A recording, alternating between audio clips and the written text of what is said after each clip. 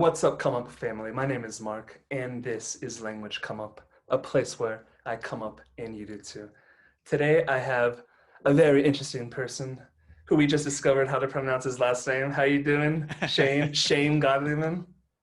I'm very well, thank you. How are you doing? I'm doing quite well. It's very nice to meet you finally. Yeah, man, I'm glad we finally got this done. Obviously, we've been kind of connected online for a while in the weird world of social media, but yeah, it's still not quite all the way because it's through a screen, but it's yeah, nice to have an actual interaction with you. So yeah, man, I'm excited.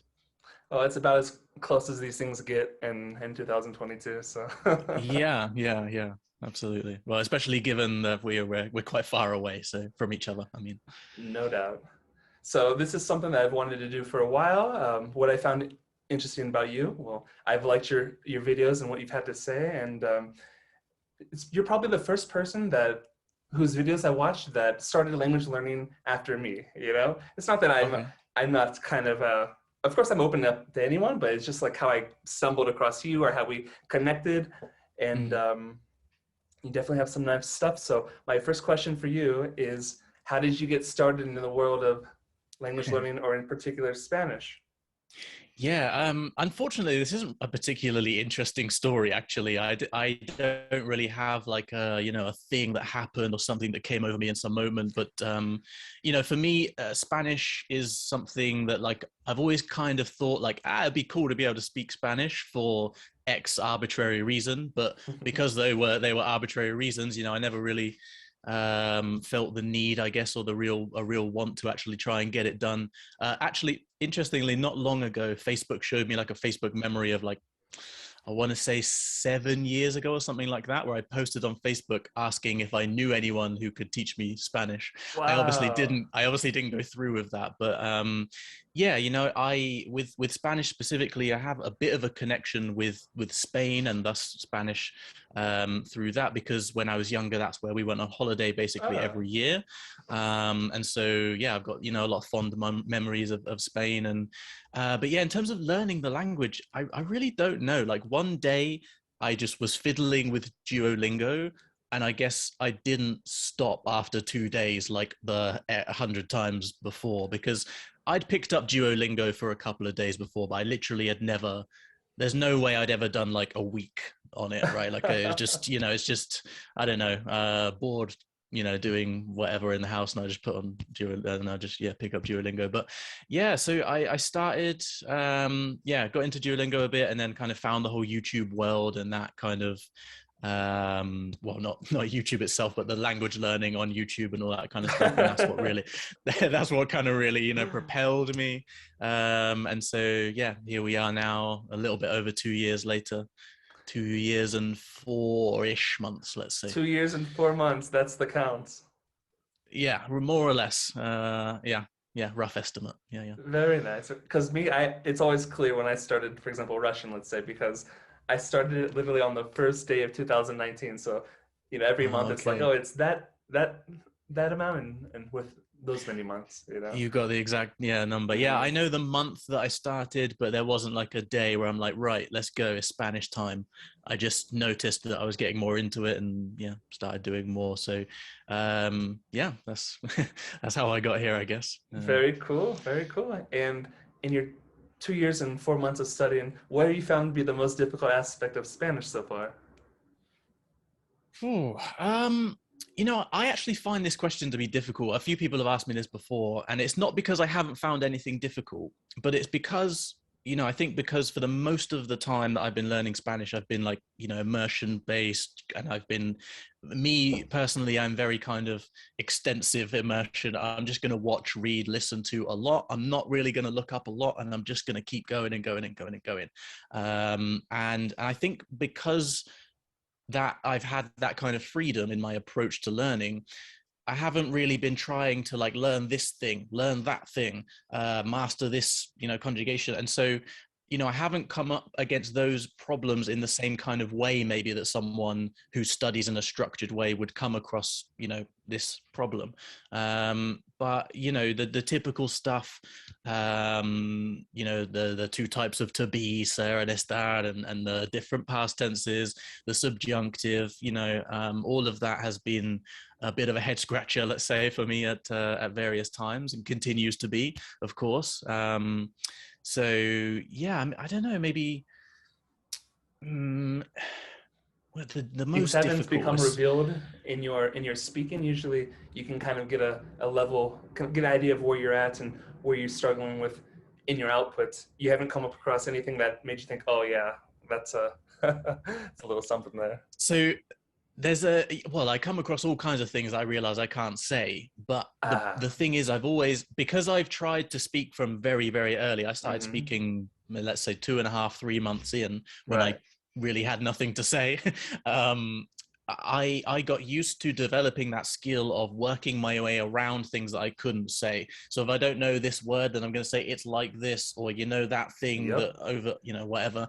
And so I really think that I've got a lot better at that. And that, actually, that's something that a couple of professional teachers had mentioned to me, that that was one of the skills I did better in, because I'm preparing to do the Delhi exam. Mm-hmm. In terms of the speaking, a few people had said that, you know, when you came across something that maybe you were a bit unsure, you were able to divert quickly. And that's good because, you know, in the exam, you don't want to waste time umming and ahhing and looking for words. Mm-hmm. And I think that, again, you know, in the terms of speaking a lot and then just coming up against problems, you know, I would come up against all kinds of different problems. I would come across all kinds of things that I wouldn't know how to say, but then I would find another way and then learn that word, or just to use that other way because it was more comfortable, or whatever. So yeah, again, I'm not saying that to say like I don't struggle with anything in Spanish. I struggle with pretty much everything in Spanish, but it's hard to be specific about it, I guess, because Gotcha. of the nature of my approach, let's say. Yeah, and I find that skill is one of the most important skills to possess as a language learner. The ability to kind of to weave in and out to get your idea across, but in different ways, knowing when to use certain verbs or words instead of others. Because in English, we could say things in a million different ways, but we Mm-hmm. oftentimes want to like do like the closest thing to our the way that we would describe it in English, and we can kind of be, you know, in trouble with that. But we actually, no matter really what level we have, we can express generally the same things, you know? So, Right, you can get that idea across, like you said, like we can do that in English, and we do that. You know, both of us will do that several times during this conversation. We'll start to mhm. say something and then re-divert and restart. And go, True. "Ah, blah, blah, blah." You know, it's just what Absolutely. we do. But I think when you speak in a foreign language, sometimes you have this impression like you're supposed to get it all perfect first time, straight line, and you know, there's no real need for that. You know. So your approach has been quite holistic, but you haven't worked much on the nuts and bolts of the language. You haven't really picked up a grammar book, look at some kind of how the conjugations work. How has that played any kind of effect into your language learning, or to what extent? Yeah, so the short version is I need a basic understanding of what's happening and then a load of context, and then I'll Mm-hmm. come back and refine that yeah, theoretical understanding, let's say. So in terms of like grammar, I remember, for example, learning how to conjugate in the basic past tense. I remember watching a video by a guy called Spanish with Paul, I think his name was. Mm. Just like I watched like one video, he explained that fairly simple concept. So I'm like, okay, cool, I got that more or less. And then I watch things on YouTube, listen to things, whatever, and try and notice those things. Not like make a note of them, write them down, but I just, aha, there it is. There's another one. Mm. Just see it, and then from that, trying to notice things, questions will arise. Suddenly, I'll go, why the hell is it there? Why isn't it the other one? And then once, you know, once I've listened, I've heard it, I've got I feel like I've got a fairly good idea of what's happening. I wouldn't dare explain it to someone else, but I feel relatively confident, right? Let's say that kind of level. That's when I'll Uh-huh. then go back, and for me, ideally, what I've tried to do is that's when I like to try and speak to a native speaker about it, Mm. and I try and get a bit of an understanding of what happens in their head when it's said one way versus the other way. Is it that this just sounds strange? Is it that this doesn't make any sense? Is it just that the picture changes slightly? Is it the same picture, but you've changed the angle? Little Mm-hmm. things like that. What happens when I say this and what happens when I say that? Like I feel like quite a few elements of the subjunctive started to really click for me Yes. then, because when I started to realize, oh, okay, if I want to say don't say that to you, I say no digas eso, and then I realized that if I say no dices eso, no or no dices eso, It's like something in it's general. it's like it's like a statement, right? You're Uh-huh. not saying that. And suddenly when I realized, in that example, when I realized that difference, something made that click in my mind in a way that made me so much more comfortable with it. So it's not that I completely ignore it, in any type of grammar explanation is the devil must be ignored and avoided, but I just can't drown myself with loads of theoretical information in the Mm-hmm. beginning, because it just doesn't really work for me. And actually I think that, veering off a little bit, that Mm-hmm. my experience in trying to learn a bit of piano actually helped me a lot with that, because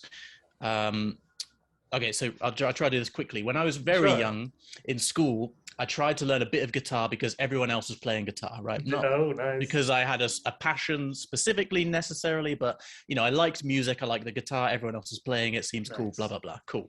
So I learned to play a few Well, songs, but it's 5 or 6 songs that I like. Very simple songs, 4 or 5 chords. But mm-hmm. then some of my friends, they start making up their own songs and they start doing solos and improvising and doing all this stuff, and I don't get it. I don't get how you did that. I don't really understand it. And I remember one day one of my friends was practicing scales on his guitar, and I didn't know what scales were. I was like, "What are you doing?" And he's like, "Oh, scales, this blah blah blah blah." And I was like, "Cool, no, that's not for me. I'm out." So I kind of left the music stuff for a while. Later down the line, maybe 4 years ago or something like that, I got the bug again. I was like, I knew I wanted to learn the piano because I've always loved the piano, my favorite instrument by far.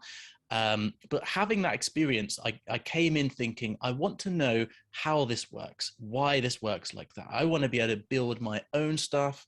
I want to be able to dissect other people's, all this kind of stuff. So I kind of learned through like basic jazz theory of, Mm-hmm. basic harmony and modes and blah, blah, blah. But I got quite into that because I guess, let's say at the basic level, it's fairly simple, right? I do not have anything near an advanced musical theory knowledge, anything close. But basic scales, modes, and those kind of simple things, cool, chord scale theory, that's fine. That was fairly simple. And I got quite into exploring that. But what ended up happening was that I ended up with quite a lot of theoretical knowledge and hardly any technical ability. Mm. So I can, in theory, play lots of stuff on the piano. I can break down all kinds of songs, figure out stuff by ear, make up my own stuff. But there's such a low ceiling on my actual technical abilities that, like, for example, one thing I like to do is make little beats and little instrumentals and stuff. But at the moment, they all kind of sound the same, to be completely Mm. honest, because I'm quite limited by my technical skills. And so, I think that experience of like flooding myself with too much theoretical information without any context for how to apply that or where to apply that, and without developing the actual technical or physical skills, left me a bit kind of, it's a bit annoying sometimes when I sit at the piano and like, I want to do more, but I can't, kind of thing. Another thing is I don't practice enough, but that's a different different conversation. But yeah, I think I started about asking about grammar, talking about grammar. That was a huge diversion. My apologies. But anyway, that is what informed the way I think at the moment. hmm And one thing that's been very helpful with the idea of the subjunctive, and you kind of mentioned it, was just by asking native speakers, like when I say, I don't know, qué bueno que te gusta, or qué bueno que te guste, or something that just seems so normal, but just that one switch in the letter, it's like, what feeling do you get when you say this, or what's it like when you say that? You know, can be just Yeah. kind of something that really clicks in and. Yeah, and it's different for everyone. I guess everyone handles it a little bit differently, but that's what's been working for me so far. Well, I say working, I have a functional use of these things. I, of course, still make mistakes with the subjunctive and Mhm. all kinds of different grammar elements, but yeah, less Mhm. so nowadays, I think. Absolutely. Cool, cool, cool.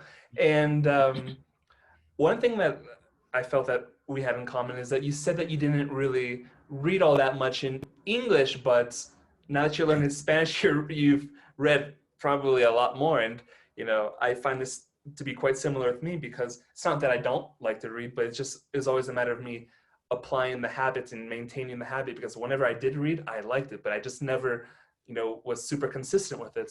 But now that I'm learning languages, it's like, well, I know that I kind of have to do that, but I've kind of had to enjoy it through language learning as opposed to just sometimes reading in and of itself.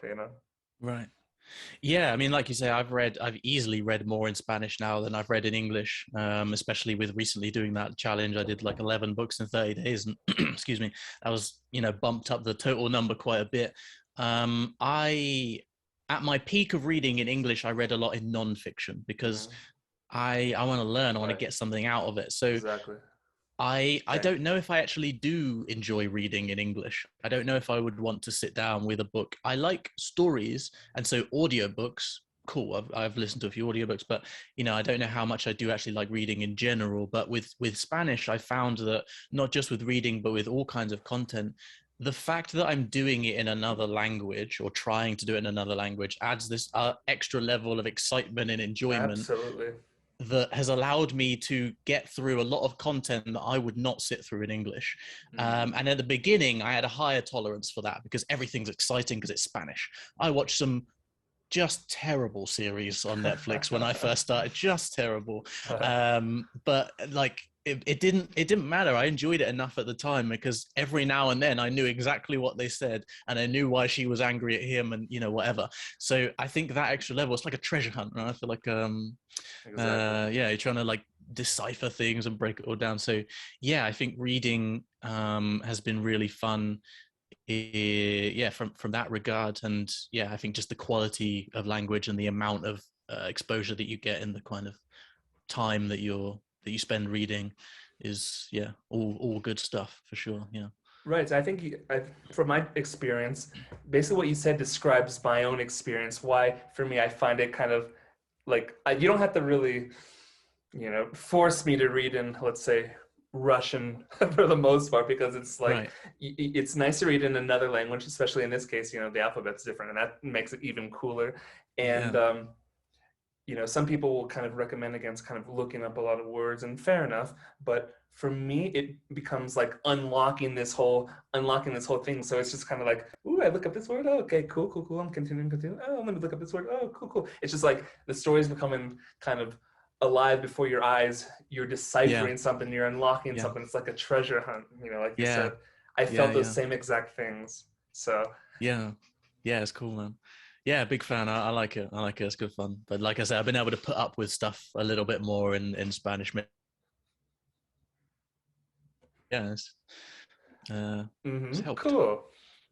And I know when you started, you watched a lot of kind of comprehensible um, channels for Spanish or things Hmm. like that. How much do you contribute, or do you attribute, excuse me, your early progress to things such as those comprehensible podcasts like German, Spanish, or whatever it may be? Yeah. This is interesting because it's the issue I'm having now at this stage is that it's been a while since I was really engaging with that content, and Hmm. it's I'm having trouble trusting how authentic my memories of my experience at that time, right? It's kind of like, am I over or under exaggerating certain things? I think that in a lot of ways, I would have to attribute almost all of my success to it. But in a lot of other ways, kind of not, because I feel like I've done a lot more. I've got a lot more general input rather than comprehensible input. I think that idea that a lot of people have talked about now, this idea of your tolerance for ambiguity, I feel like I had a pretty high tolerance for ambiguity right from the beginning, Hmm. and I always much preferred to watch something that technically I didn't have any business watching because of my level relative to that level, but just battling through it. And Hmm. um yeah, I don't know. I remember I remember thinking that my Anki deck, even though I wasn't really using it super consistently at the time, my Anki deck had such a random array of words and phrases, and some that were like just I just wasn't going to use that often at that time, but there's some things that I picked up during that time that I still, are still common things that I would use regularly now. And I guess all of that is to say that, those channels and that type of content is what I was consuming, but I wasn't really sticking to this whole idea of, well, I guess it depends on how comprehensible you think comprehensible input should be. But based on the sort of more research stuff that I've looked at or listened to, whatever, people like to try and say you want to be higher up, right? 80s, 90s even, to be really getting a lot out of it. I spent almost no time watching stuff that I could comprehend 90% of. I was sitting at 50s, 40s sometimes, probably. I don't know exactly. I don't like trying to guess those percentages because I don't really know how you figure them out. But anyway, I'm happy to watch it twice, 3 times, slow it down, go back. Of course. So that type of content has been absolutely indispensable for me. Cool. And I think I heard that you said in your first 9 months of learning, you did basically mostly watching as your principal source of input. Is that true? Yeah. I guess because basically I need all of my senses engaged to maintain my focus. So just listening would, at that level, I would drop out, and I would I'll be off thinking about other stuff and not paying attention. Series I found more engaging, and then of course you have the visual element that helps you to understand what's happening. Again, when I started watching series, I probably had no business watching series, but it's a series. Like, more or less what's happening because you see it. And at that time, I trusted the process, and it worked for me. But there was a lot of stuff I did not understand at that point. I was just like, oh, this is what you do. And at what point did you start reading with such a consistency, or maybe even listening in a passive form? So the reading, maybe I should have looked before this chat, but I can't remember exactly. I guess it was just after I'd been learning for about a year, let's say, maybe something like that. Just a year and a bit. And I can't remember what it was, but I must have seen a video of someone talking about the idea of reading and listening at the same time. I think I was interested in that idea of, could that improve my comprehension to be able to see the words and hear them at the same time, and to not be able to internally try and pronounce them because that sound's already there, and obviously the audiobook carries on, so I can't stop and think, what's that? You just go with it. I can't remember exactly what it was, and but that for you that is idea. That's reading, right? When you say reading, you're always counting it with listening, correct? Yeah, I mean, so when I made a video about when I first started reading, and I did 12 books in 12 weeks, a little bit after, and I sort of mentioned about doing the listening and things. In sense of general immersion, I guess I would count it as listening, because that's probably, I guess listening is a somewhat passive activity, right? I have no choice about listening, but reading, my eyes can wander, my mind can wander a little bit more, or whatever. So I still count it as reading, but I guess the listening element is probably stronger. I think I got that impression, at least. For sure. I mean, I think it's a wonderful activity. It's one that I've used a lot in my language learning, especially like in the earlier stages of my Russian. I would listen to a podcast while looking at the transcript. I considered it more like kind of guided listening, but of course, obviously, like, it was very important to kind of match the sounds with the words, because Russian, it can be semi-phonetic, but in some ways it's like that the assistance really helps. I think for English, it has to be a fantastic exercise. In Spanish, it's like, I feel like you kind of have more freedom to read without the audio, because that those sounds are really consistent. You know what I mean? Yeah, there's only a few things that might trip you up spelling wise, a Y or a double L or a P or a V, something like that. But I mean, for me personally, I credit that method of reading and listening at the same time with massively boosting my comprehension. Right. I wanted to ask you about that. Like, so for example, by reading and listening, you meant comprehension just in general, even when you were actually, yeah, I think I was watching a video and you said that you were watching lots of things with subtitles and um, and how that improved your comprehension. You found that that improved your comprehension just even as far as, for example, when you would not listen to watch, excuse me, not watch something with subtitles, or you would listen to something without reading. You found that that carried over quite well. Yeah, absolutely. Of course, the trouble you have with subtitles with TV shows is that they don't match specifically for a number of Mm, reasons. But in general, you're going to get a large majority of the words said written out. So, yeah, being able to really catch, because I think with Spanish specifically, the thing is the speed, especially because I've been focused mm, on European Spanish. They can speak quite fast a lot of times, and so it wasn't necessarily like, oh, how would you spell that? It was like, where does one word start and the next one finish? Like, mm. how do is that all one word, or did you say four things? That was what I was kind of struggling with. And I think that yeah, it really helped me to be able to pick out each individual word, to be able to recognize all the different little elements and stuff. And yeah, I think, I don't know how much of it even was, real, or how much of it was kind of like a almost placebo effect, because I think some of it is it gives you the confidence to know that you did hear what you thought you heard sometimes as well. Mm. Because in the very beginning, it's like, well, I don't know what's happening. But eventually you start to be like, I think that's what he said. But then when you have the subtitles, you're like, okay, yeah, that's what he said. I don't know what that word is, but that's what he said.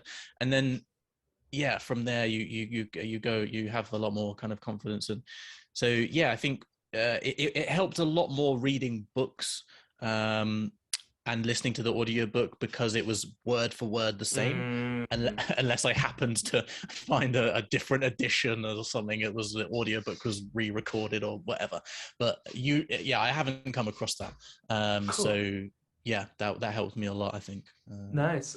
But one of the cool things I find about, for example, if you wanted to put on, let's say, Spanish subtitles while you're watching something in Spanish, for example, Game of Thrones or whatever it may be, is that you'll hear the word that they use, but then since the subtitles aren't exactly like what they're saying, they'll give you a very nice synonym, and it's just like, oh, okay, that's nice. Yeah, It's kind of a that small is. little boost. Yeah, but I think actually it's quite cool to have that difference, because the fact that you noticed that must say something about your comprehension, right? In the time that Mhm. it took that person to say something, you were able to hear exactly what they said, read exactly what was there, and identify that that one word wasn't the same in the written version as it was in the spoken Exactly. version. I would say that means you're probably getting somewhere with your comprehension. So yeah, don't worry about it and move on.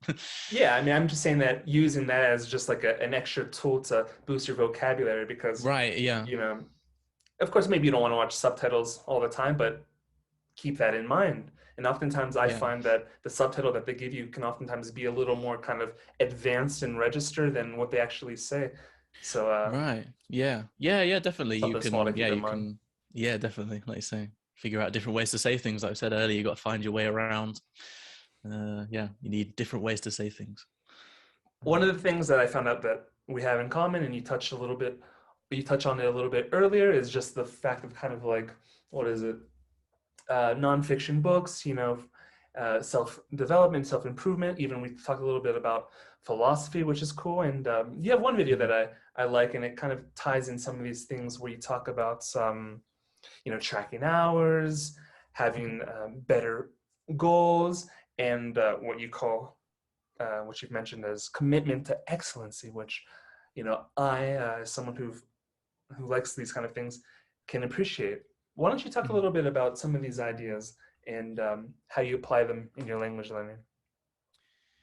Well, I think that, like you said, we're similar in a lot of ways, because it's my understanding that, at least maybe in the past, you were quite a dedicated sportsman, runner, Yes, if I'm not mistaken. correct. Um, I played basketball, not to a super high level, but to a pretty high level, considering I started when I was like 16, and I had no business really getting to higher levels. That's not to say I was never going to go pro or anything like that. But anyway, I think that sports is a huge precursor for this kind of mentality. Yes. And yeah, I noticed that in a lot of different things. That's not to say that sports is the only way to develop that kind of mindset. That's ridiculous. But you just, you people with deeper sports backgrounds, let's say, in my experience, tend to be more inclined to that kind of way of thinking.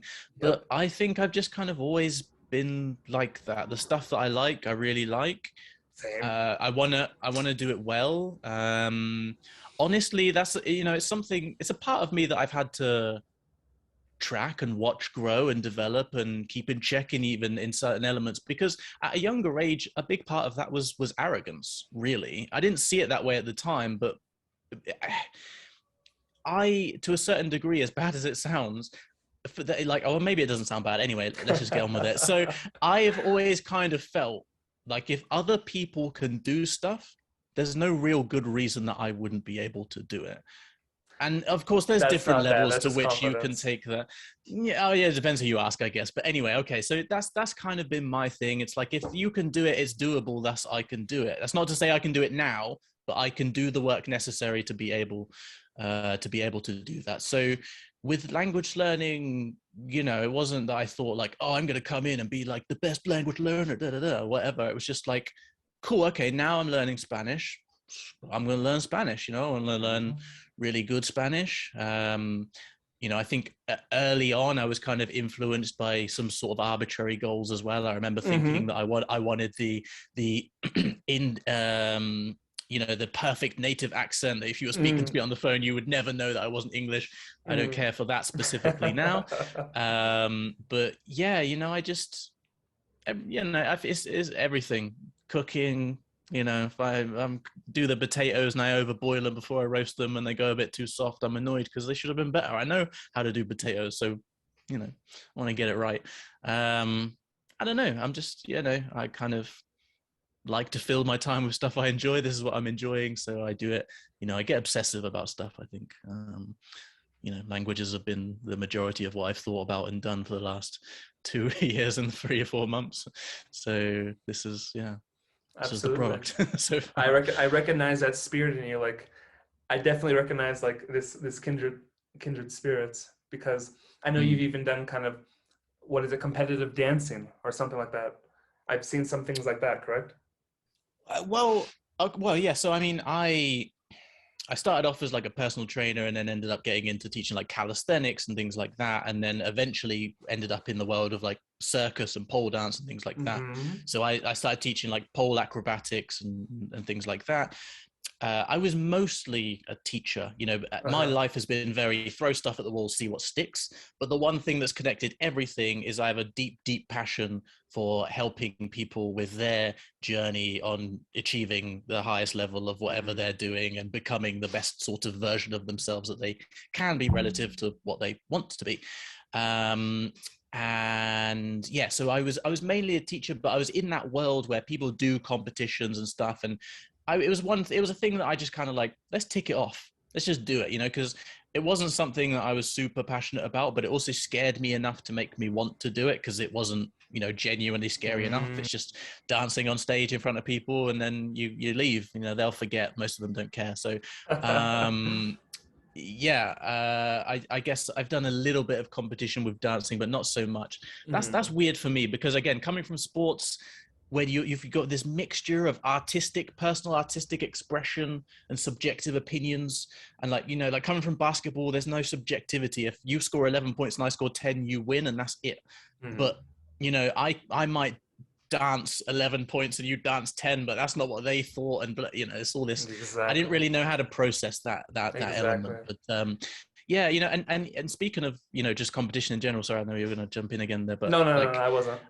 I mean, another thing for me, I enjoy being competitive, because I find, for me, when you have to run into the right people, because people that aren't used to competition take it personally. But for me, listen, I would like to be a better Spanish speaker than you, right? Like, that, first of all, that doesn't mean anything. So, right, there's no quantifiable way of measuring any of those things or anything anyway. But the second thing is, it's Was that not a because I, general better than was that a general you, or was that a specific me? both. You can have it, Okay. but you can have it personally as well. All right. And again, like I say, it's not because I actually want to be like better than you, because I want people to say, look, sure, it's better than Mark, or all this Mm, like kind of stuff. Luckily I've left all of that in my 20s. mm.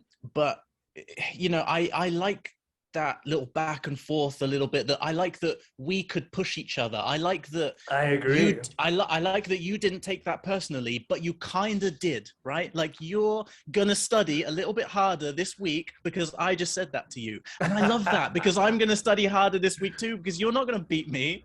But it's all just fun and love, and of course there's limits. You have to be, you have to know who you're speaking with and all this kind of stuff. But Hmm. I like the competitive energy and that kind of stuff. So just I've been competing with myself for the most part, but I do also look at other language learners and go, cool, I'd like to reach that level. It's not Of because they're course. bad or because I'm so much better or anything like that. It's just, that's just a way for me to get better, because I use external factors to motivate me just as much as internal factors, let's say. Absolutely, and that's a good point that I think that not a lot of people talk about. There's ways to use external factors, although I think it should be grounded more so internally, but it doesn't mean, in Mm. my opinion, that we can't, at least from my perspective, that I can't sprinkle these, external factors. They definitely Mm. help. Yeah, for sure, absolutely, yeah. And again, it's everyone's different. So there's a few people watching this now on YouTube thinking, nah, I don't like that, and that's fine. You do you. But yeah, I like that kind of stuff. So yeah, that's kind of where that energy comes from, because I don't have a specific sport or anything like that, let's say, at the moment, Right. to kind of focus that energy in. So yeah, Even language learning and yeah. just to kind of branch off a little bit, for example, Mm. like I feel that kind of, that competitive kind of competitiveness, but in a pure positive way. Like, for example, with YouTube, I see how you do YouTube, and I see he took that from there. Oh, he took that from there, and you're taking Yeah. things, you're making it your own, you're making it work for you, and I'm like, that SOV is good. I mean, and it makes me just want to, like, oh yeah, yeah, I gotta, step up my game, But it's like it's a completely like I recognize you as a competitive person. I recognize you as a person that's wants to improve in whatever aspect, and like I use that to kind of inspire me again. So I think Mm-hmm. just what I said is pure natural good intention kind of brotherhood, or you know I was thinking like, oh my gosh, I got to make sure my questions are good, because I mean, I kind of know how this guy is, and his questions are going to be probably pretty good. And I don't want to feel like he outdid me with his interview than Right. with my interview with him. You know what I mean? So Exactly. Exactly. these are like external things, but maybe a little bit internal as well. But they push us, they strive us to make better. I mean, for me, everything I just said is something positive, because I look at you as a buddy. I mean, someone who, it's just like how the idea of the 5 people that you spend the most time around, you're going to be the average of that person. So Mm-hmm. why not kind of just be in contact with good people that are doing good things, let them inspire you, let you inspire them, etc. Absolutely. Yeah, yeah, exactly. You want to surround yourself with people that are kind of doing the thing, or, well, not necessarily surround. I mean, I like that idea, but I never take it too literally, right? Because I'm not Mm. one for like, okay, I'm not going to spend time with you because you're not on the right path, and all this Right, kind of stuff, right. right? I But mean, in general, you want to expose yourself to people that are doing the kind of things that you would like to be doing, and those kind exactly. of things. Yeah, yeah, yeah, yeah. Totally, totally. I do the same. Yeah. Uh, There. and one of the ways that I found to kind of bring this competition back into language learning, because I've been honest about this. That's one of the things I've kind of missed about just like the pure process of language learning, is just like the competitive aspect. And one of the ways I found I could do that was by taking like the Delhi exam. Mm, I mentioned how it's like, I used to do a lot of meets, races, and things like that. So you would do your training, and then you would know when your meets was, when your competition was, and you would do all that you could to prepare yourself for that. That day before, the week before, you knew that it was coming, and that day of, it's like game time. It feels mhm. like one of my competitions from back in the day, right? And that was one of the ways that I felt that competition in language learning again. And I feel it to an extent with what I've been doing now by live streaming my italki classes, because it's like, it feels like showtime. You know what I mean? It's like, all right, well, I've got my class, let's say on Wednesday at 10 o'clock, and I have this whole week to try to, have some decent language study in, and boom, that's the performance. And that's one thing that you talked about that I thought was quite interesting, like, especially when speaking, italki classes, or you're in general, right? You said something like, you do the preparation, but then you get there and then you just let it all go, or something to that Yeah. extent. You know what I mean? Mhm. And that's very nice. It was there's a John Coltrane quote that I can't remember exactly, but it's something to the effect of play the changes until you can't forget them, kind of thing, right? So it's like you practice them so many times that you can't get it wrong. You just don't know how. And then when you go out there, you're not playing anything on purposely. You just be. And all of that. And that was the kind of mentality that I try and take into most of the classes, because otherwise I'm big on overthinking as well. So it's a mess. It's a mess otherwise. Yeah, I mean, for me, it's really cool. It's like, I do a Russian kind of progress video every month. I haven't really loaded many of them. I have them, but I've just been doing it. It's like, all right, like I got to get the week, like I gotta win the day, I gotta win the week, and then I gotta win that month. And maybe the day before I can do some kind of like light stuff review, or like the day of that kind of that monthly film class, maybe just listen to something lights beforehand, and just like let it all go, let it all flow, and you've done the work, so you're not going to do much that's going to help in these like last hours. You're just going to kind of chill and go for it. Right, exactly. Confidence comes from preparation. Absolutely. All right. And another thing that I think that we kind of really agreed on, you don't know this, but is the idea of speaking from a kind of like a beginning point in your language learning, because there's people that say you got to wait this amount of time, and you didn't particularly do that. And I didn't particularly do that either, and I've always said the one thing, and you confirm that in your own experience. I said that, just as long as I'm doing my input work, like I can take some classes, I can do some things, speak or whatever, and I'm not worried about kind of any mistakes that I may make, because I think that if I'm doing the input work, the mistakes will just kind of take care of themselves through time, through my input or through whatever it may be. You found this to be your experience too, right? Absolutely. Obviously I'm not, the researcher, the academic or anything close, but that idea just never made sense to me. I just never really understood the logic, the notion that you were going to create errors and mistakes that were going to like fossilize forever. Never bought it. I don't know why that would happen. That doesn't happen with anything else, really. You learn it one way and you just can't change it. I mean, if you do it the same way thousands and thousands of times, then it's going to be harder to change. But without receiving a constant stream of input, I can see that. But if you're actually getting things in your mind. Yeah, I think what you said is absolutely right. I totally agree. Because actually, I remember that I spoke to Lamont about this when I spoke to him about because he'd said he changed his mind about speaking early and this, that, and the other. And I kind of didn't really understand where he was coming from, because I was like, don't you speak good Swedish? So whatever you did, maybe it could have been better, but it obviously wasn't bad. So, but I didn't realize that for a long time he was just doing output and there was no input almost. And so for me, that wasn't the case. At this point now, my output's probably 20% of my weekly exposure, and input is about 80%.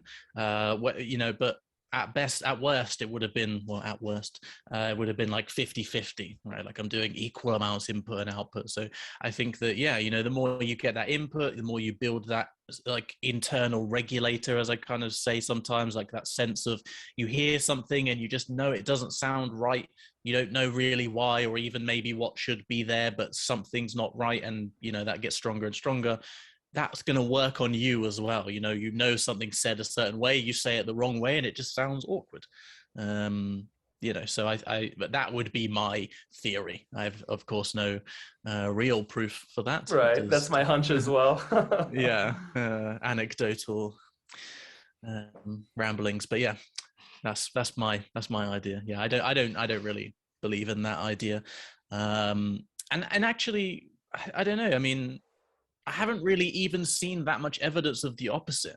Mm-hmm. Like, I don't really, I mean, I know it's difficult because unless I know both languages, so I can only really do it with a Spanish learner, let's say an English speaking Spanish learner, because otherwise I can't really verify different languages and accents and stuff. But I don't know, there's a lot of people that talk about that speak good English, but don't sound English.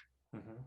And I'm like, okay, cool. So I don't know, what's the thing? I guess maybe it's a bad example with people learning English because they get a lot of input, like traditional input from a young age. But just in general, I guess I have seen lots of people that spoke from the beginning and speak very confidently and happily. And yeah, the opposite, there's not enough outweighing evidence for me to think that the opposite is so much better. Exactly. There isn't really. They talk about this fossilization, but like I think if you're just constantly doing input, then everything's going to take care of itself. So you might as well enjoy the language from whatever point you can do it, you know? Yeah. And I mean, another thing is, I guess that your perspective on this is going to depend massively on your standards, right? And your specific goals, because one of the things that I've softened on a lot, like I kind of mentioned earlier, is, the how good your pronunciation should be as a language learner. I know what the typical English traveler sounds like when they go to Spain and they've just read a couple of words on a phrase book. And I don't want to sound like that because it hurts my soul a little bit when I hear it. I hear But I don't need to speak like a native. I don't need you to think that I'm a native. I don't need you to think I grew up here.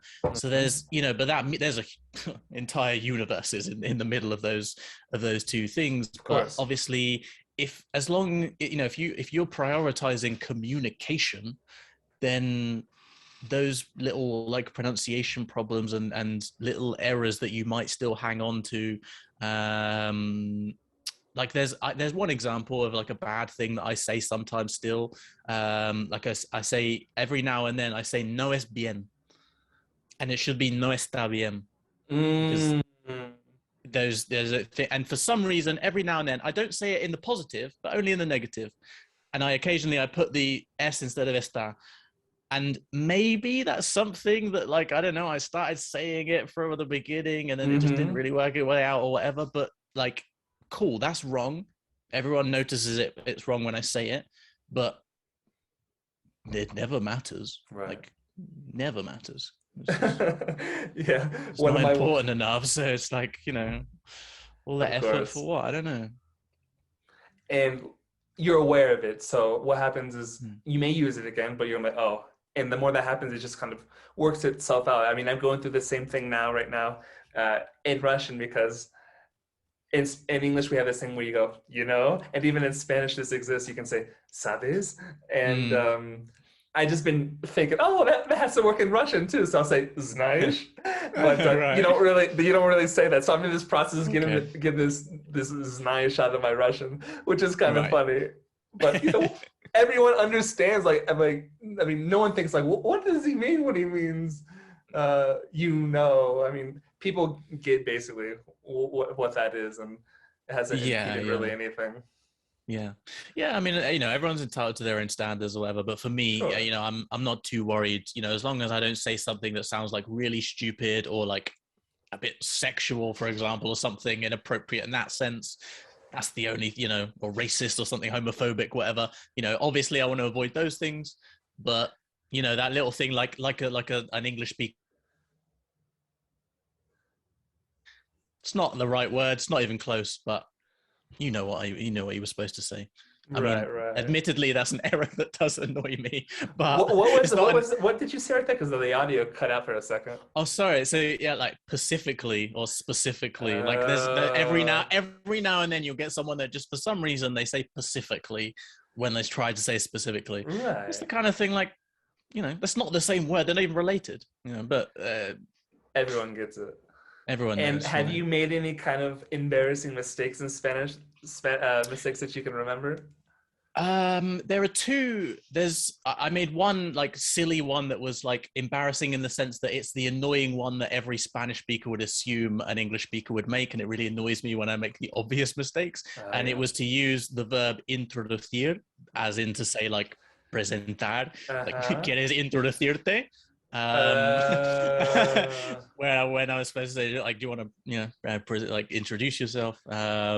Which again, he like the guy I was speaking to didn't even flinch. Like he knew what I was trying to say, just answered the question.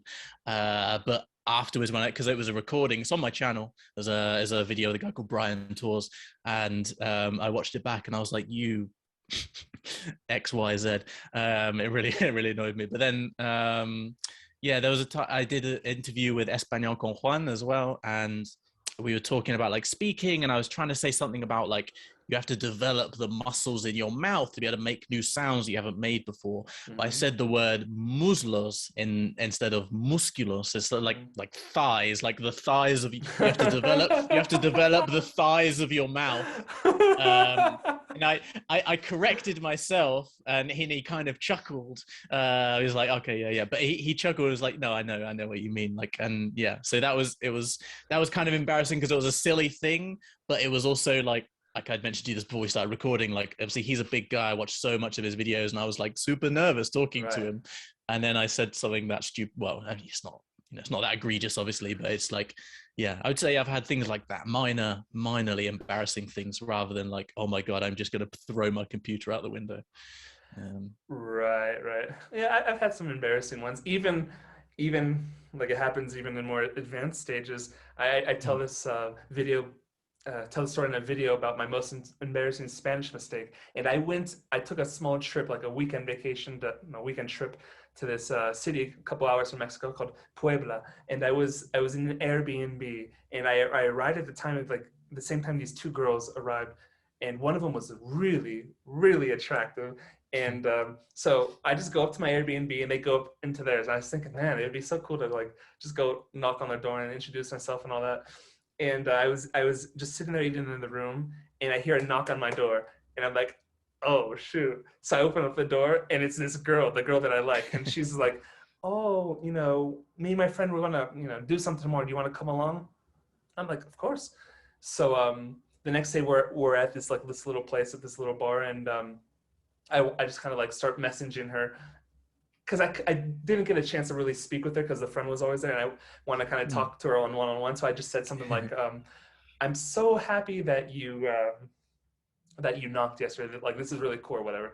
And basically, without the context of, because I said that when she was like literally in the doorway, how cool of you to knock, right? Because I wanted to do the same, and I brought it up the mm. next day, but without the context of us being in the doorway, I basically just said, "Oh, I wanted to touch you," and she internalized that as I wanted to touch you, and she's like, "What?"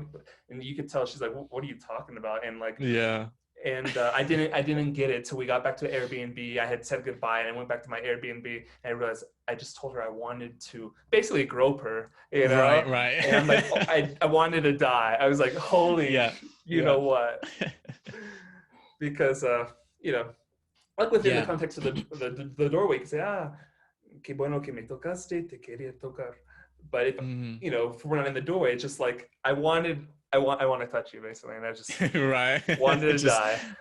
sounded weird. Yeah, yeah. I mean, admittedly, I haven't had that much. Well, I basically haven't had any like what we might call real life interaction with Spanish, let's say. I've never had a conversation with someone in person in Spanish, not Not once. even not even in England around, because there's tourists, there's foreigners. I mean, there's some people, but not a huge amount here where I live. And obviously, we've had this, lockdowns and stuff going on. And honestly, the one place where I would bump into Spanish people is salsa, which Uh, isn't happening as much. But even when it is, the music's on and it's loud. Like we don't really chat, like talk at salsa. So I've said, hey, ¿qué pasa? Whatever, a couple Uh-huh. of little things, but I haven't had anything like a meaningful conversation in person in Spanish, which still trips me out a bit. And it gives me this little fear that like the first time that, like, say I go to Spain, for example, and I have to speak to someone in person, I'm going to have this, like, these nerves. I'm just Oh going to no. forget everything. But yeah, so I guess because like almost all of my interactions have been in like the learning sphere, it's been an Uh-huh. italki class or a language exchange, or a conversation with someone for a YouTube video or whatever. Everyone knows that I'm a learner and all this stuff, and so it hasn't been that bad if I have made a mistake. So I guess maybe it's a lot worse when it's like real life situations where you don't really get to go, oh sorry, Yeah. didn't think, or whatever. Sorry for the lack of context there, but my Yeah. intentions were honorable, believe me.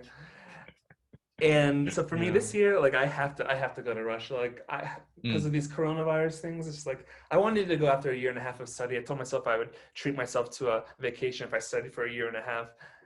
So much more time has passed. But this year I'm like, I gotta go, I gotta go. Do you have any plans to visit Spain? I do. I definitely do, but I don't have specific plans at the moment. I think, yeah, I mean, we've got a few things going on just in my life and me and my girlfriend at the moment, so it's a little bit hard to plan specifically right now. But we're unless we're restricted by the rules of traveling or whatever, we're gonna go this year at some point. It's Oh, that'll be sick. it's it's likely to be probably maybe back end of summer at this. We'd have liked to go maybe March, April, even. Like, I just want to go, man. I just want to I'll go tomorrow. But I kind of also, it's figuring out how best to do it as well. Do we want to try and carve out a bit more extra time and do like a big trip, or should we go out, scope a little bit, and try and go out 3 or 4 times? Because obviously, when we're talking about Spain specifically, for me, I'm in the UK, so it's quite easy for us to get to Mm-hmm. Spain. It's fairly quick, not too expensive, so it's reasonable for me to go several times for a weekend, for example. Sure. Or maybe we do 3 weeks and we go blah, blah, blah, blah, everywhere or whatever. So we're still ironing out a few things, but for sure, trying to go out to Spain this year. I'm very excited to try Yeah, and. please do. That's going Um, to be awesome. I mean, if we're talking about Europe, if we don't consider Russia part of that, Spain for me still is like the number one country that I would like to visit. So, mm, and it doesn't even really have to do with the fact that they speak Spanish there. I just think that right. it's such an interesting place with nice Mm. mixtures of cultures and all of It's an that. incredible place. I think that's something that really got me roped into Spanish a bit more. I think was because initially just language communication, whatever, but I quite quickly keyed into this idea that there are different types of Spanish, and at the beginning, I think I thought the variation was a lot more different than it is, and that it was a lot more important than it actually is to like Uh-huh. pick one that I made a video about choosing styles, and I still think that for some reasons it can be good to pick one style Hmm. ish. You don't need to. But at the time, I thought that I was going to learn one and probably not understand the rest. So I needed to focus on one. Anyway, Spain was the most obvious for me for, locational reasons. But Of I very course. quickly started to realize that there was just so much about Spain that I just didn't really know. Wow. I knew that there was another language there, but I didn't know that there were, in fact, several languages Several. depending, and that's before we get into, is this one a dialect or is this one a language? And you don't want to speak to those guys about that because that's fighting talk. Oh, for sure. They're very passionate about that stuff. But and just the history is really fascinating, and like Oh, you say, yeah. such a mixture of cultures where they had the Arabic influence and all kinds of different influences from all kinds of different places. And obviously at one time Spain was a huge empire, and so you have remnants of those times and different things and those times and all those kind of things. And yeah, Oh, yeah, it's just an interesting, very interesting place with an interesting history. And yeah. absolutely. I mean, the history is interesting. The various cultures are interesting. There's these languages. There's Galician, which has its Mm, close ties to Portuguese. The mhm. climate even has its own climate there. There's Catalan, Barcelona, and then what I find fascinating is like Basque Country. I want to explore Basque Country, get to know about Basque Yeah, Country. The yeah. language is like a language isolate, so they don't even know where Mhm. that language came from. It's an absolute mystery. I'm just like, it's fascinating. Yeah, exactly. Yeah. That's the north of Spain. I'm super fascinated with because, like, for us as English people, as guiris, as they would say in Spain, like tourists, gringos, kind of thing. Like we think of the beach. Spain is the Uh, beach. uh, Because that's where we go when you don't really know about Spain, and that's not oh all yeah. our. It's not just ignorance. A lot of it's ignorance, but post Franco and all that kind of stuff, Spain made a big effort to boost tourism, and they pushed white beaches and sandy beaches and all that kind of stuff. So Mm. that's the image that we have because of that as well. But I was aware that the climate was somewhat different in the north, but I didn't really realize how much. And as an English person, like green trees everywhere and a bit of rain, that's right up my street. That's perfect. Listen, I want to visit Seville, but Oh I'm yeah. not gonna I'm not gonna last more than a week there. I can't Ooh. handle 40 degrees and No, what man, two that's degrees. brutal. I'm gonna die. So get me up in the north. I don't mind a bit of rain. Bit of wind from the Galicia sea. must I'm be like happy. home for you, home where you can speak Spanish and Galician. It seems like a very interesting place. Yeah, Galicia, Asturias, the Basque Country, yeah, Cantabria, really muy interesting. Very interesting places. I don't know if that Yeah. happens to you ever. Like if you try and say a word like a name of a place, say like in Mexico, and obviously like you try and say it sort of Spanish-ish, and Uh-huh. your brain just goes right Spanish time. Like if I say like the name of a city and I say it with a Spanish accent, my brain tries to carry on that sentence in Spanish. Like it's a weird thing. I don't mean it as like a braggy thing. Like I'm so No, good that my I brain, but get it's it. like my brain just goes like, oh okay, we're switching. Okay, It's cool. happened. Okay. Yeah, it's a It weird has thing. It's happened. actually annoying because people think, I feel like if you're not a language learner, your perspective of that happening, like you forgetting a word in English, for example, like it just looks like a really douchey thing to do. Right? Uh, Like the, no, what do you call it? Oh, yeah. Like, yes, yeah. I'm like, oh, shut up. I know the exactly. word. But no, like sometimes I don't know, my brain switched and I couldn't Right, get I there. feel a little more comfort with language learners. For example, when I said like Puebla, I said it more with a Spanish pronunciation. I'm like, all right, well, I feel comfortable doing that. I probably want to do that if it was just like a monolingual English speaker. I would probably try to, be more conscious of that. But, since I Mm. typically say Mexican names of cities in Spanish, well, it's more natural for it to come out that way. Yeah. You get like a weird mix here. It's funny actually. I noticed that my mum has like a weird mix of this because like I noticed the other day she was talking about Spanish food and she said chorizo with the Mhm. like the like with the Spanish Z, Mm.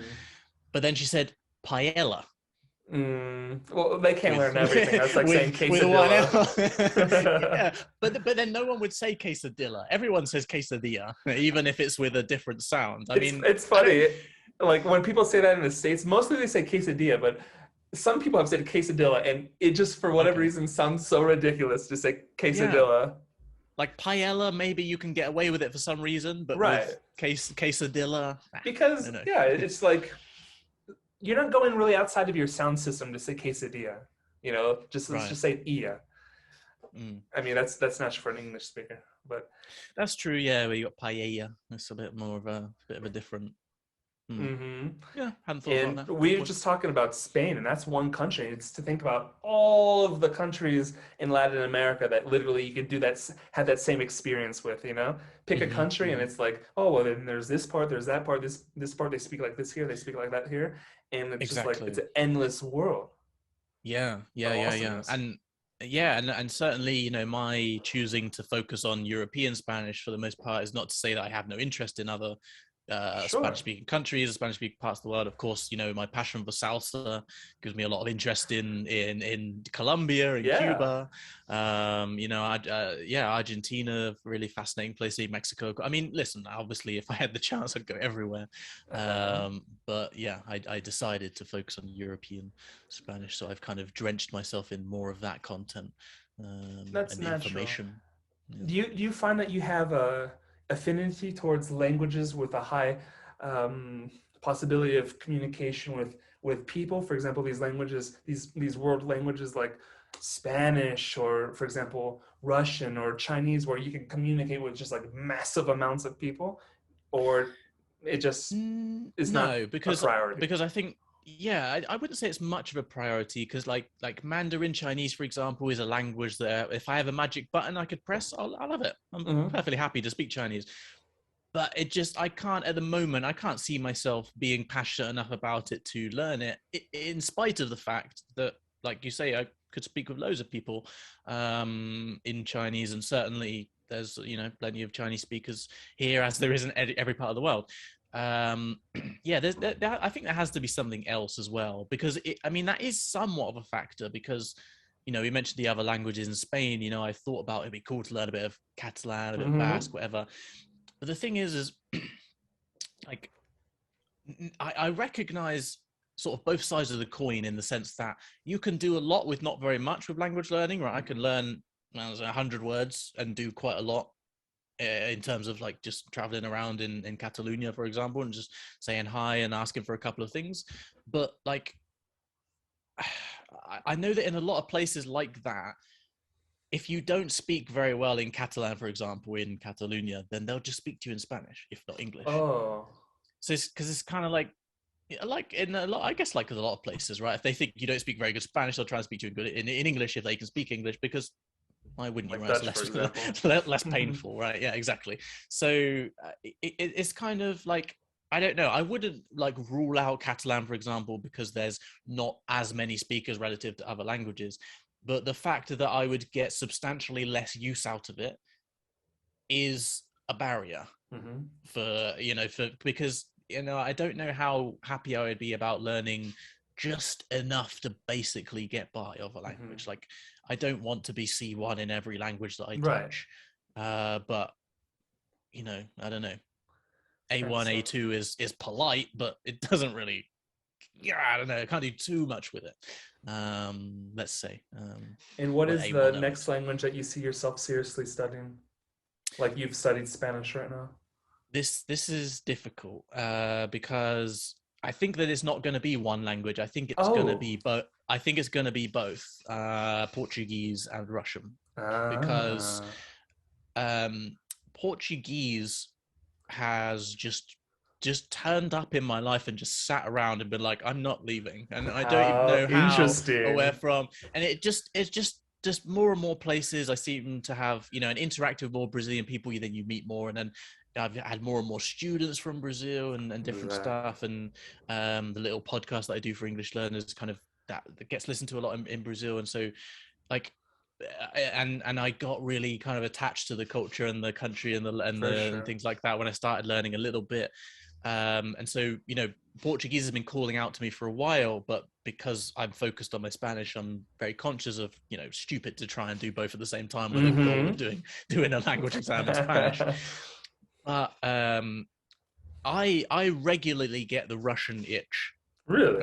I regularly get it. I regularly get it. Every now and then, I open up my little link app on my phone and listen to one of the Russian progress videos, just to see if I can Hmm. like remember a couple of things. One of the ones Nice. I've gone through it like 20 times, let's say. So I at one point I probably could have recited it to me from memory. But yeah, so I think that after my exam, I'm quite interested in exploring the experience of learning multiple languages at the same Ooh, time, nice. Very because interesting. I think I will be in a nice enough position to do it, because I'll have taken the stress off in terms of Spanish. Like, I've done the exam, maybe I'll pass, maybe I'll fail. Let's hope I pass, but you know, that's Right. done for now. And yeah, you know, I think that Portuguese, because of knowing Spanish to a decent level, is a lot easier. I can, you know, so maybe I shouldn't say I'm like at an intermediate level, but I'm relatively close with like comprehension, let's say, because I can Mm. understand quite a lot. And then my Russian is very basic. So Hmm. I feel like, you know, if you're going to study multiple languages, a key to success seems to be that you need staggered levels, because you need to be able to focus on them in different ways, different times of the day or whatever. And that as well, you know, three languages, it lines up nicely. I'll do Russian in the morning, Portuguese at lunchtime, and Spanish in the evening. Cool. Nice, um, nice. I don't know how well it'll work, and that's what I'm excited about. I'm even though I've flirted with other languages Uh-huh. during this period, I haven't spent more than a month. Like, do well. So Portuguese, I did a month intensively. Russian I did like 4 months, but I never dropped Spanish. Uh-huh. Spanish was still like, I always felt guilty. I felt like I was cheating on Spanish, literally. Like, so it always had to be there. So yeah, I'm excited to just see what that's like, Well, if I see if I get anywhere. that's super cool. And it's nice that you're going to kind of wait to focus in on those things when you take your C1 exam. Hopefully you pass it.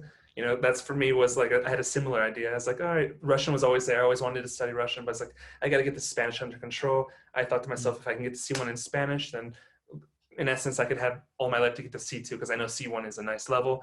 I would feel okay starting a new language. Right. And that'd be cool for you. And one thing that I like that you said is just kind of like, you are just like letting in whatever the universe has in store for you, in terms of Brazilian Portuguese, let's say. You've opened up all these new doors, and now you have all these kind of new experiences and in ways to kind of connect with Brazilians, with the language, with the culture. And I think that that's wonderful, and that you should literally just run with that. I mean, it's opening a door for you. You should just walk through and just live that, because sometimes things present themselves in our lives, and I think we just got to run with it. I mean, that's kind of me in Russian. I had just like this persisting thing that just never went away. And then now that I've been doing it, like all of these doors have opened through Russian, like you said, I started getting a lot of Russian students, and I started communicating with them. And it doesn't even matter that we're speaking in English or that our relationship is English. You know that these people are from Russia. You know that these people are Russian,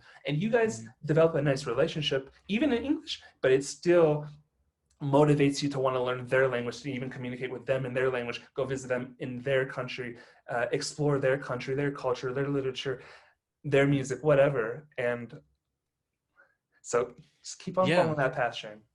Yeah, but it's interesting, right, that you like there's some languages that they just call to you more than others. Absolutely. Right, because there's some languages that would be undeniably useful for me to have living in England. Polish, for example, lots and lots and lots of Polish speakers here in the UK. Poland seems like a very interesting place, very interesting culture, very interesting people. I haven't met that many Polish people that I haven't really liked. Nice. It's just never really been a language that's like called out to me for whatever reason. But Russian did for some reason. And, Russian, like relatively speaking, so I know some Russian people, know in the context of internet, some of them we've met a few times, but most of them, we know because funnily enough, I don't know what anyone would expect from the world of like acrobatic pole dance and all that kind of stuff. But what I didn't really know is it's very big in Russia. So once I got into doing like acrobatics and stuff with pole dance, like I stumbled across this whole group of Russian. Well, a few of them are Ukrainian, but most of them are Russian. They were all living in Russia. And they were like they became like my sort of idols, my goalposts, so to speak, the people that I was going to try and then get to the level of. And yeah, I sort of connected with a few of them, ended up meeting a few of them when, we were traveling and, teaching and different stuff. And yeah, so, maybe that was a factor, but, relatively speaking, I don't have much functional use for Russian. Like I just don't bump into Russian people very often. But I just was interested in it, and, for whatever reason, but like you say, you follow that desire. Yeah, absolutely. Because you literally just don't know where that can take you. I mean, it blows my mind to think, why do I have such a desire and passion for Russian? But it's hard to answer it sometimes. I can give you some reasons how maybe I think so, or how it's helped me, but it's just thrown me down like a whole new world. So many things have opened up just through studying the language, and you see the value in just kind of following something just because something is pushing you towards it. So that's a good message for you, me, for anyone listening. Yeah, 100%, totally agree. Yeah. So my last question for you, Shane, I've really enjoyed this talk, but just the last question to wrap it up will be the following. So how do you think you will tweak your language learning process, or what will you do different for your following languages? Because now you have a couple years of real consistent language learning under your belts, and this gives us perspective as language learners. And how do you think it will go about in terms of your future language study versus how you did things with Spanish? Yeah, so I guess ultimately there isn't like a huge list of things that I feel like I've done like really badly. as much as we talked about not needing to wait a whole lot of time to speak, I don't Mm-hmm. necessarily know that I would be in such a rush to start speaking like straight away. Mm-hmm. But again, it would just be a feeling thing. At some point, I'll want to speak, and you just do that. Fine. Um, I guess maybe one of the biggest differences might be like having an extra level of specificity in multiple ways. So first of all, maybe having an element of specificity in terms of my goals, because starting out with Spanish, what's your goal? I want to learn Spanish. Cool. Well, that means what? What exactly, right? What does it, I don't know. What doesn't mean anything. Now I've kind of, I don't know. I'm sort of used to this idea of, what am I actually going to use this for? What actually matters to me? What kind of situations am I actually going to find myself in? And all this kind of stuff. And I guess I have a better understanding of how to judge that with our languages. So, Mm-hmm. I might not stress about trying to learn certain things in Russian and other things in Portuguese, for example, because maybe I'm just not gonna, and I'm not gonna feel so bad about that. But yeah, I think just being a bit more specific that, and then maybe specific in the kind of structuring of my time, the use of my Mm-hmm. time, let's say. Especially given that I'm planning to try and study multiple languages, kind of thinking about what type of content I want to be exposed to, um, like the kind of people that I would like to speak like, if that makes Mm-hmm. sort of sense, like Mm-hmm. they're, the kind of level or the register or the type of, words and vocabulary and that kind of thing that you would like to, maybe identify those kind of things a bit earlier, because, that's something that I've kind of, I mean, I don't have, I know some people talk about this idea of like a language parent, right? I don't have a language parent, or this like this is the guy I want to speak like this person. Mm-hmm. But there's like a few people, some of them characters, but a few people where I'm like, yeah, more or less this. Like this is Uh-huh. what I like. Like that's how I think that's how I would like to think I sound in English. So that's what I would like to sound like in Spanish, something like that. So yeah, a bit more specificity on my goals, on the structuring of the use of my time, and yeah, I guess maybe that'd probably be the main things, because from there it's just head down and get on with it, really. I think consistency has been my biggest tool. As much as I've Same. been lucky enough to put in a decent amount of time. I know I have more time than a lot of people do. If you've got kids, for example, or working lots of double shifts, you've got 3 jobs, blah blah blah. So I've been able to put in a decent amount of time, but the fact that I've been doing it every day, I think, is much more important in the grand scheme of things than the total amount of hours, that regular exposure. So, I know that more or less that's what works. Mm-hmm. Expose myself to the language lots, and keep Cool. going. So yeah, I Well, guess it's just straight to it. wonderful. I've enjoyed this talk a lot, Shane. I've enjoyed your channel and watching your progress. I'm quite excited to see what the future holds in store for you, my friend. Any parting words for the good people of the Language Come Up channel? um, no, I guess I don't know. I didn't really think of anything. Yeah, I mean, I guess that last thing that I said. Head down, get on with it. I think at the end of the day, most people, when they're having troubles with stuff, they probably haven't spent enough time with it. Like, it's usually one of the biggest problems, is that you just haven't spent enough time like with the language or with that problem or whatever. But yeah, at least in my experience and the experience of seemingly hundreds, if not thousands, of other people on YouTube, um, lots of immersion works. So listen lots and listen more. All right, there you go. There we Terrible have it. quotes from Shane Godliman. There you go. Well, sometimes the truth doesn't sound so pretty, but you must face it and go on anyway. All right. Well, Yeah, thank you for the thank interesting you. chat, Shane. We'll see you next time. See you guys and stay on your come up.